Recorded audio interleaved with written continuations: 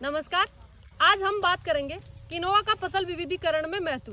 जैसा कि हम जानते हैं कि विश्व की बढ़ती हुई जनसंख्या के लिए खाद्य सुरक्षा के साथ साथ पोषण सुरक्षा को पूरा करना कृषि वैज्ञानिकों के लिए एक बहुत बड़ा चैलेंज है।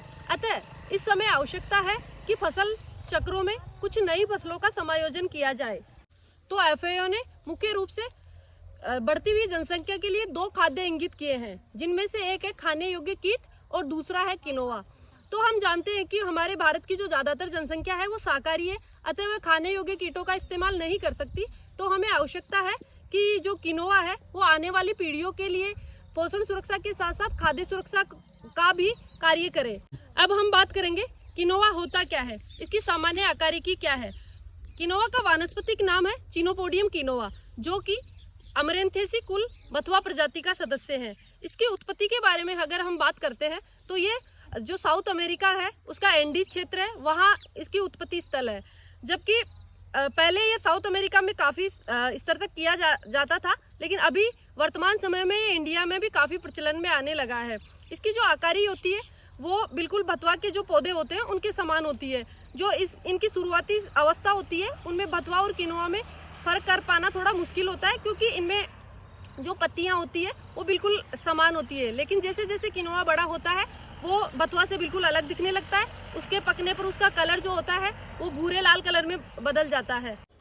किनोआ मुख्य रूप से रबी की फसल। अब हम बात करेंगे किनोआ में की जाने वाली विभिन्न शस्य क्रियाओं के बारे में। सबसे पहले हम बात करेंगे जो बुआई कैसे की जाए। बुआई के लिए आवश्यकता है कि 20 से 30 टन गोबर की खाद बुआई के लगभग 10 से 15 दिन पहले खेत में डालकर हल्की दो या 3 हल्की जुताई की जाए। उसके बाद में इसमें पाटा लगाकर खेत को समतल कर दिया जाए।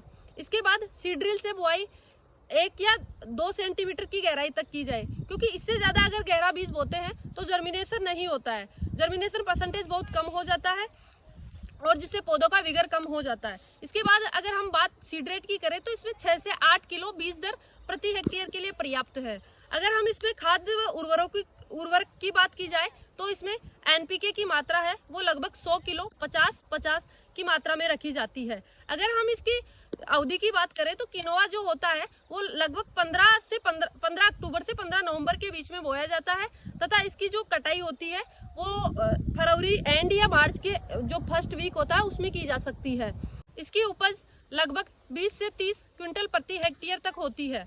अगर हम किनोआ के पोषक मूल्यों की बात करें तो विटामिन ए, बी, सी व ई पाया जाता है। इसमें एमिनो अम्ल पाए जाते हैं, एंटीऑक्सीडेंट पाए जाते हैं, ओमेगा 3 फैटी एसिड पाया जाता है। साथ ही साथ इसमें calcium, magnesium, potassium, iron, zinc आदि पाए जाते हैं।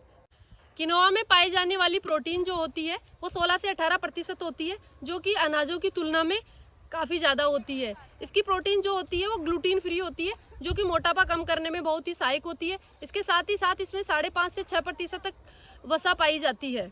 अगर किनोआ के उपयोग की बात की जाए तो किनोआ का उपयोग मुख्य रूप से खाद्य, औद्योगिक तथा औषधि के रूप में किया जा सकता है।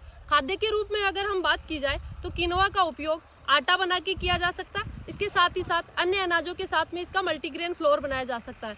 इसके साथ साथ इसके कुछ जो नाश्ते वगैरह जो होते हैं, स्नैक्स वगैरह सुबह सुबह वो बना के खा सकते हैं। औद्योगिक रूप से किनोआ का उपयोग सौंदर्य प्रसाधन में किया जाता है, जिससे कि साबुन, बॉडी लोशन, शैम्पू इत्यादि बनाए जा सकते हैं। अतः इस प्रकार किनोआ को अपने फसल चक्रों में समायोजित कर किसान पोषण व खाद्य सुरक्षा में एक महत्वपूर्ण भूमिका अदा कर सकता है। धन्यवाद।